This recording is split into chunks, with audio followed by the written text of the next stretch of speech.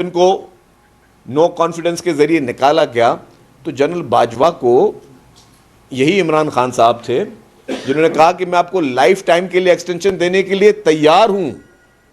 اس وقت یہ سارے جتنے بھی آج انقلابی لوگ ہیں وہ اس وقت کیوں نہیں بولتے تھے؟ جو آج انقلاب کی بات کرتے ہیں یا آج اخلاقیات کی بات کرتے ہیں، وہ اس وقت ان کی اخلاقیات کی باتیں یا انقلاب کی باتیں کہاں چلی گئی تھیں؟ وہ ہماری میموری ہم نے کیوں ڈیلیٹ کر دی؟ اتنی پرانی میموری نہیں ہے، کوئی صدیوں کی بات نہیں ہے، کوئی ڈیکیڈز کی بات نہیں ہے. ہم 3-4 سال پرانی بات کریں، 3-4 سال کی وہ پرانے سارے کلپس جو ہیں آپ اٹھا کے دیکھ لیں، سارے یوٹیوب پہ، گوگل پہ، ہر جگہ پہ وہ چیزیں موجود ہیں کہ آپ کا طرز اقتدار کیا تھا.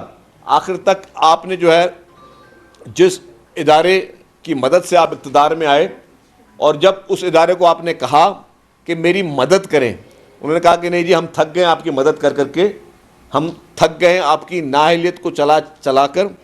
تو کہا کہ جی، اور انہوں نے کہا کہ جی ہم نیوٹرل رہیں گے. اس ادارے نے جب بولا کہ ہم نیوٹرل رہیں گے تو بولا جی نیوٹرل تو جانور ہوتے ہیں، آپ میری مدد کریں. تو یہ ساری باتیں مطلب کیا ہم سب یہ بھول گئے آج اپنے آپ کو جی کہ سب سوشل میڈیا پہ بھی شروع ہو جاتے ہیں اور ٹی وی کی اسکرینوں پہ بھی شروع ہو جاتے ہیں جی دیکھیں ہم اسٹیبلشمنٹ کے خلاف کوئی بہت بڑا ہم نے کوئی محاذ کھولا ہوا ہے. وہ بھائی آپ کا محاذ اگر کوئی کسی اصولوں کی بنیاد پہ ہوتا تو آپ کا محاذ آج سے 3.5 سال 4 سال پہلے ہوتا. اگر آپ 3.5-4 سال پہلے یہ باتیں کرتے تو ہم مانتے کہ ٹھیک ہے یار آپ حکومت میں بھی بیٹھے اور آپ نے کوئی بہت بڑا ٹکراؤ کیا. ابھی تو آپ کا محاذ صرف اور صرف اس شخص کی رہائی کے لیے، اقتدار کے حصول کے لیے. آپ کی کوئی اصولی، کوئی لاجیکل، کوئی آئیڈیالوجیکل آپ کی جنگ ہے ہی نہیں. آپ کی جو جنگ ہے وہ صرف اور صرف آپ کے اپنے خاندان کے لیے اور اپنی ذات کے لیے ہے. آپ نے کبھی بھی عام آدمی کے لیے بات ہی نہیں کی. کبھی عام آدمی کے لیے آپ کبھی روڈوں پہ نہیں نکلے، کبھی عام آدمی کے لیے سڑکوں پہ نہیں نکلے. آپ کے دور اقتدار میں جس طریقے سے ہیومن رائٹس کی تاریخی وائلیشنز ہوتی تھیں، جس طریقے سے آپ کے دور میں ساہیوال کا واقعہ ہوا جس میں معصوم بچوں کے سامنے ان کے والدین کو قتل کیا گیا، آپ فاتح خوانی تک کرنے نہیں گئے، آپ نے ان کو پرائم منسٹر ہاؤس میں بلا کے فاتح خوانی کی.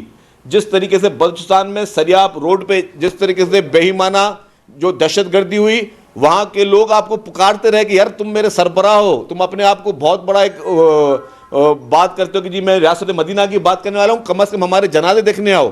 آپ ان کے جنازوں تک نہیں گئے.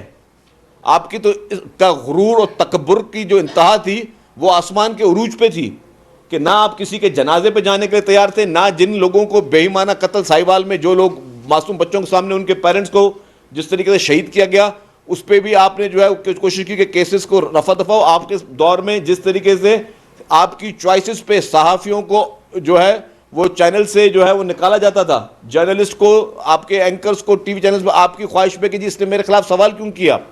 جس طریقے سے آپ نے اپنے سیاسی مخالفین کو آپ کے خلاف بیان دینے پہ گرفتار کیے. ٹاک شوز میں جو شخص پی ٹی آئی کے خلاف بات کرتا تھا دوسرے دن صبح کو ان کے خلاف نیب کا نوٹس آتا تھا اور نیب ان کو گرفتار کرنے پہنچ جاتی تھی. آپ کے دور میں جس طریقے سے آج آپ بات کریں اخلاقیات کی اور سب کی، ہمیں بالکل رحم ہے، ہم آپ کے لیے ہمدرد ہیں. ہم چاہتے ہیں کہ اگر کہیں پہ اگر آپ کے ساتھ کوئی زیادتی ہو رہی ہو تو وہ نہ ہو، آپ کو بھی انصاف ملے. لیکن آپ نے جس طریقے سے چن کے پولیٹیکل اپوننٹس کو جیل بھجوایا اور وہ بانگے دول بجایا، آپ کے لوگ آ کے ٹی وی چینل پہ آپ کے وزراء کہتے تھے 4 دن کے بعد فلانے کی ضمانت ریجیکٹ ہو جائے گی، ایک ہفتے